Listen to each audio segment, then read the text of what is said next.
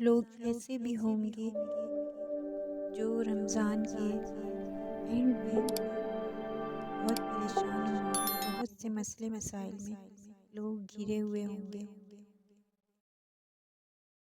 کوئی قرض دار ہوگا، کوئی بیمار ہوگا، کوئی آپس کے جھگڑوں میں گھرا ہوا ہوگا، کوئی مزدور ہوگا۔ مین چیز جو ہے کہ مزدور کو ہمارے یہاں مزدوری ٹائم پر نہیں دیتے، اور اسپیشلی جب کوئی ایسا ایونٹ ہوتا ہے عید یا رمضان، تو دیکھا ہے، میں نے خود دیکھا ہے کہ کچھ لوگ ایسے ہوتے ہیں جنہیں پورے مہینے کام کروا کر اور پھر جب عید قریب ہوتی ہے تو اس کی مزدوری نہیں دی جاتی، یا پھر اینڈ چاند رات اس کو پیسے ملتے ہیں، مزدوری دی جاتی ہے، پیمنٹ کی جاتی ہے۔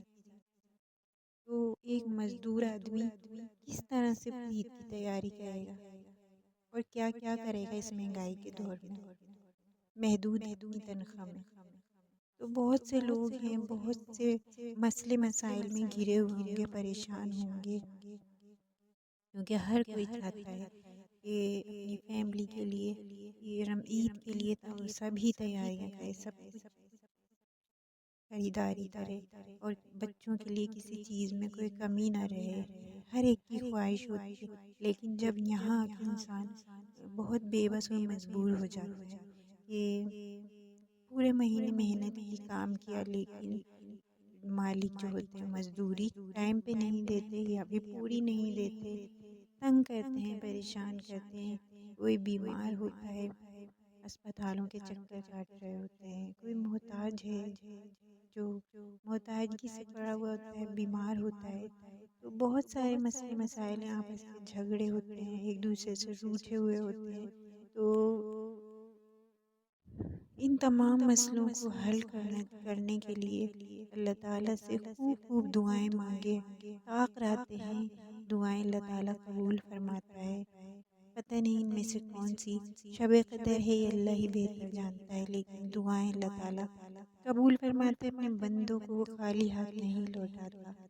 اور ایک بہت ہی پیارا وظیفہ، اس پر بھی میں نے پہلے ویڈیو بنائی ہے، جو آپ پڑھ سکتے ہیں کثرت کے ساتھ، اول و آخر درود پاک پڑھ کر۔ یہ 99 بیماریوں کا علاج ہے سوائے موت کے، اور میں نے تو یہ وظیفہ کر کر دیکھا ہے۔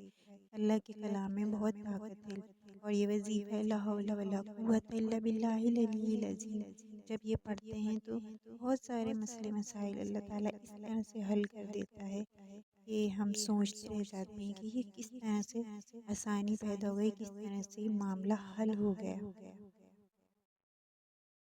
تو اس وظیفے پر بھی میں نے ویڈیو بنائی ہوئی ہے، ڈسکرپشن میں لنک دے دوں گی، اگر آپ چاہیں تو ویڈیو دیکھ سکتے ہیں۔ پھر صدقہ، صدقہ بلا مصیبتوں کو ٹالتا ہے۔ ضروری نہیں ہے کہ آپ بہت ساری رقم صدقے کی دیں، آپ صدقہ کئی طرح سے صدقہ ادا کر سکتے ہیں۔ صدقے کے لیے بھی میں نے ایک ویڈیو بنائی ہوئی ہے، اور میرے چینل پہ ویڈیو ہے، اس کا لنک بھی ڈسکرپشن میں دے دوں گی، اور آپ دیکھ لیجئے گا۔ تو زیادہ سے زیادہ صدقہ دیں، صدقہ دینے سے بہت سی پریشانیاں دور ہوتی ہیں، اور اللہ تعالیٰ آسانیاں پیدا کرتا ہے۔ صدقہ تو روز ہی دینا چاہیے اپنی حیثیت کے مطابق، تو اس پر بھی ویڈیو بنائی ہوئی ہے، آپ دیکھ سکتے ہیں۔